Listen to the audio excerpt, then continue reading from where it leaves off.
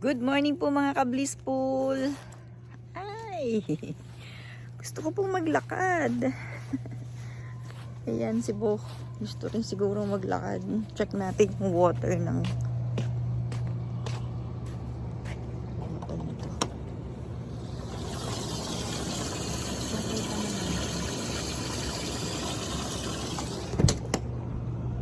na treatment ko na. Lagyan ko naman na siya ng treat. Na-treat ko naman last week yan, pero hindi naman siya ginamit. Okay, let's go, Bo. Let's go! Let's go! Let's go walk. Dito po naman tayo nag-walk sa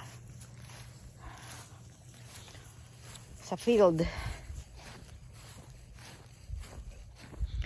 Paminsan-minsan parang maayos maglakad sa ganito.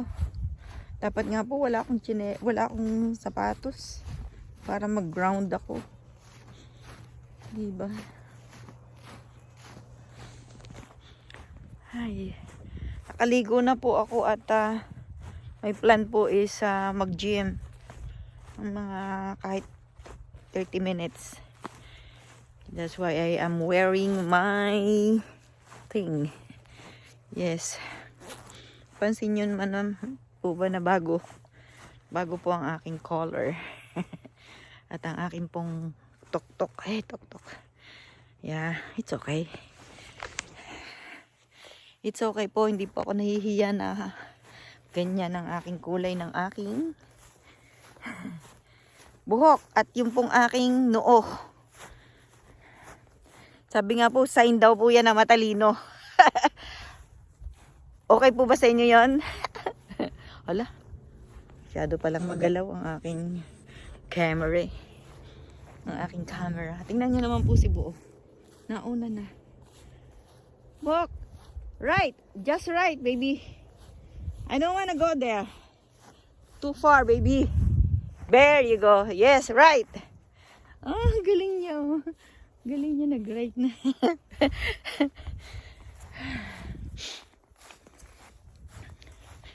Not there, Bo. There. Go. Like that. Oh, no.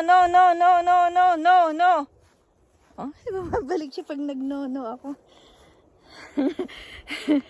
Grabe talaga tong aso na to. Here, Bo. Oh, he's pipiing. Okay.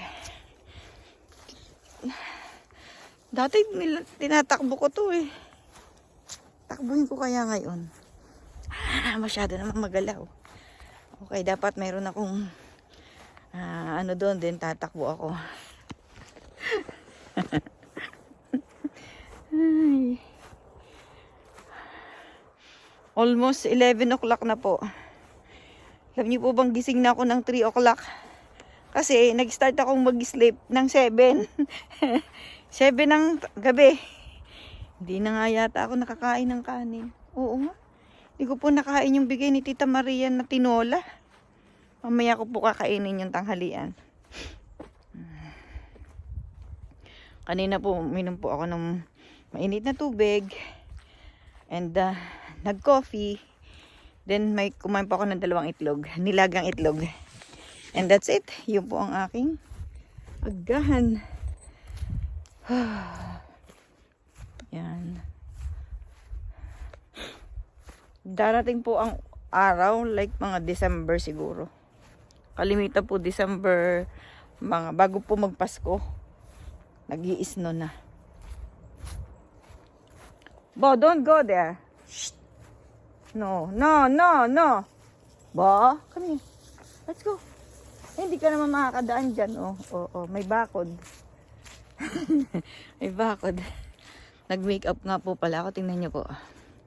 Ang aking mata. May time po ako na ganun eh. May time po ako na ako'y gusto kong mag-makeup. Gusto ko pong mag-ganyan. Kasi tingnan nyo po ha. Sinong gagamit noong pagwala na ako? Yung napakadami pong damit na ginawa ko po, alimbang hindi ko gusto. Alimbang hindi ko na gustong isuot. And then kailangan ko pong ilagay yun sa Salvation Army. Or, sinong may gusto nun. Kasi, pag po ako'y nawala, ay sino naman ang gagamit nun? Kaya ngayon palang pakinabangan na siya. Di po ba? Kayo po ba ay ganun? Kaya ako na nga po bumili ng gamit kasi kung ano po yung nandun, yun lang po ang gagamitin ko.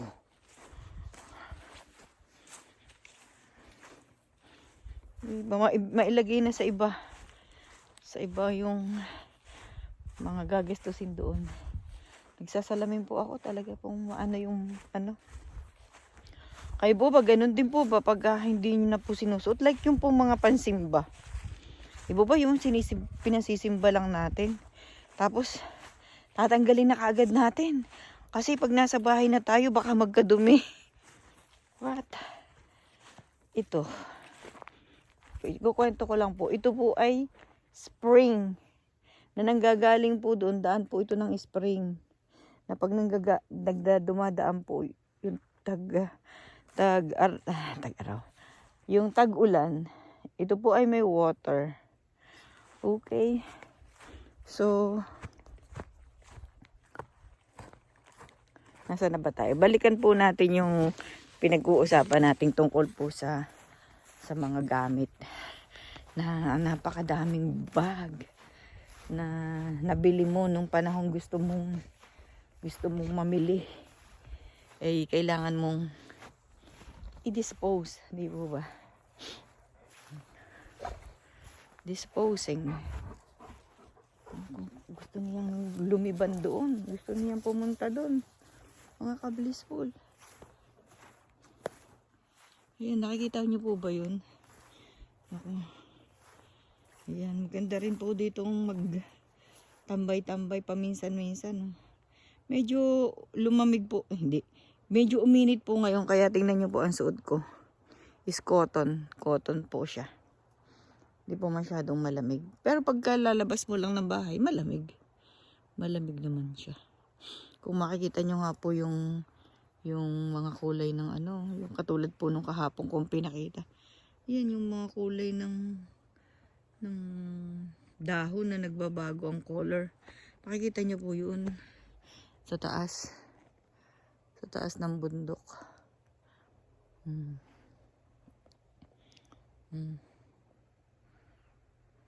There you go. Wow.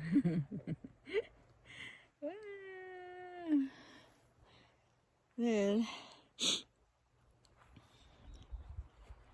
malaki po yung umaagos po yung, umaagos yung tubig, pero ano po siya, mabilis po ang agos. Ngayon, medyo mahangin po ng konti. Pero, it's such a nice place po dito. Napaka-peaceful. Ay, alam niyo naman po tayo, pagka po tayo nagkakaedad na, mas gusto po natin ni ganito. Malayo sa ingay. Malayo sa ingay ng mga sasakyan. Diba? Sasakyan, sa lahat ng, ng mga tao. Bakit kaya ganun? Ano po? Ang sarap ng buhay sa bukid. So dito nga po yung katulad diyan sa atin sa Pilipinas na makakapagtanim ka ng kung ano-ano, kung alin-alin. Kumbaga ano mo yung buong taon, magiging productive ka sa pagtatanim. Nako. Gusto kong magtanim. Ano to? Ano yan? Hindi ko po makita.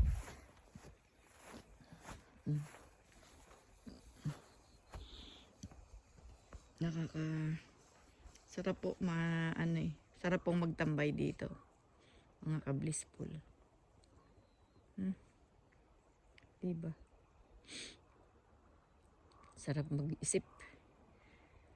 Parang nakaka-refresh. Refreshing po ba? Diba? Grabe.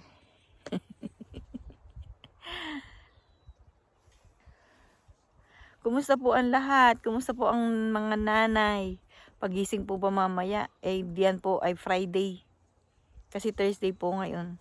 Friday po diyan pagising po ninyo. And Happy Friday! Malapit na naman ang isang araw na lang. Saturday, Sunday na naman.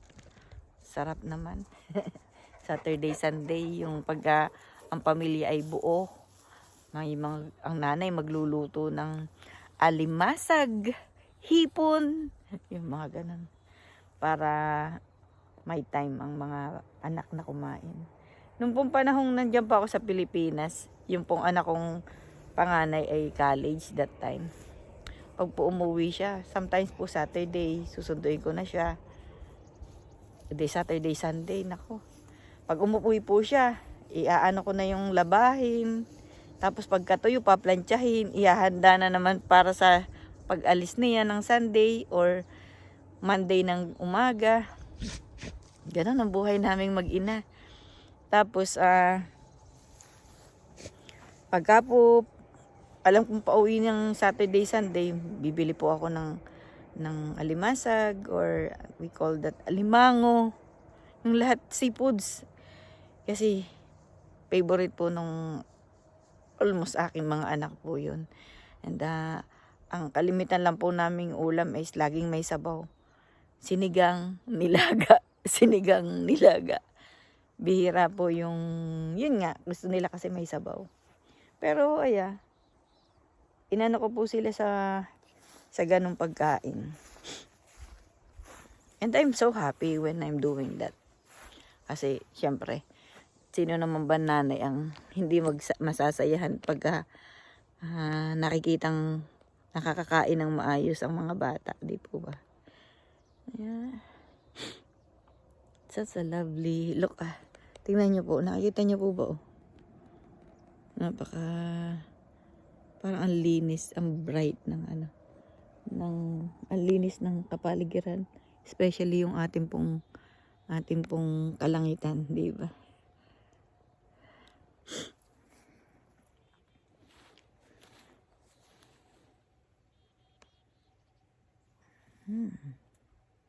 May mga pumupunta po talaga dito yung mga wild animal. Kasi tingnan niyo po, mayroon pong dito. Iniwang bakas. Bakas ng nakalipas. Yeah. Basa-basa pa ang buhok ko, kaya pala ako parang malamig sa loob. Nilalamig pa ako. Kasi minsan lang po ako nagda-dry ng buhok. Dryer. And may nagturo po sa akin yung kaibigan ko po na iano ko daw po ng yung bilog na suklay. Mamaya po siguro pagdating ko sa bahay, gagawin ko po iyon. So, lagi po akong gustong lumabas para po makipagkwentuhan sa inyo. Pero mamaya po ano rin po ako sa loob ng bahay. Kasi gusto ko pong maglumpia. Gusto ko pong kasama kayo paglulumpia. Pero ang gagawin ko po, dun ko po sa table gagawin yung paglulumpia. Para iba naman yung lugar. Di ba? So, ganun. Samahan niyo po ako mamaya paglulumpia. And nakapag na po ako ng carrots. Ginawa ko po, ginadgad ko yung carrots. Isinama ko na po dun sa giniling. Napalambot ko na po yung giniling. Parang masarap pong kumain noon kasi bumili po ako ng sausawan. Yung sa Filipino store. Actually, doon po sa isa po naming grocery dito. Marami na pong Filipino items. I mean, is food items. At kasi ang may-ari yata po, ay sabi po nila, ang may-ari daw po, yung babae daw po ay Pilipina. So, medyo masarap na ang pakiramdam ko kasi marami na akong nakikita food ng Filipino food. Pero napaparami po ang bili ko. Pero hapon po, hindi na po ako bumili ng longganisa. Kasi sabi ko, hindi siya healthy. Pwede naman po akong gumawa ng aking longganisa na alam kong walang nakalagay na kung ano-ano. Sorry po, hindi naman po ako pero yeah, ako po ang accountable sa sarili ko kung ano po yung isinusubo ko. Pero sometimes po hindi ko po mapigil pagka nakakita ako nung ganun gusto ko pong kumain. Di po ba? Katulad nung yun, nakakita ko ng tuna, bumili ako ng tuna. So nung buksan ko, ayan, nung nangyari sa akin.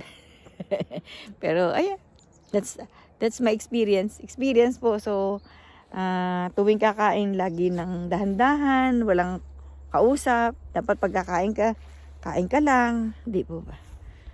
Yeah. And dapat lang ay laging positive thinking. Alam kung ano yung dapat mong gawin, alam mo yung tama, alam mo yung yes, alam natin ang tama at mali. Ang lagi ko pong pinipili ay maging tama. And that's it. Yun po tama, yun po ang tama, di ba? Tama na yung aking pipiliin kasi yun ang much better. Ingay yung mga sasakyang malalaking dumadaan. Medyo malayo naman po sa amin. Ayun po, nakikita po ninyo. Pero yan po, malalayo ang kanilang. Kita po ba ninyo yung mga dumadaan sa sasakyan? Malayo naman po. So, yun.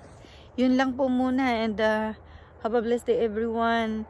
Ingatan po ninyo ang inyong pamilya, ang inyong sarili. Have a blessed day everyone. Mga anak, kumusta? Ingat kayo palagi and yeah, see you soon. Bye. Bye for today. I love you. Love you po mga ka-blissful. Ingat po kayo. Bye.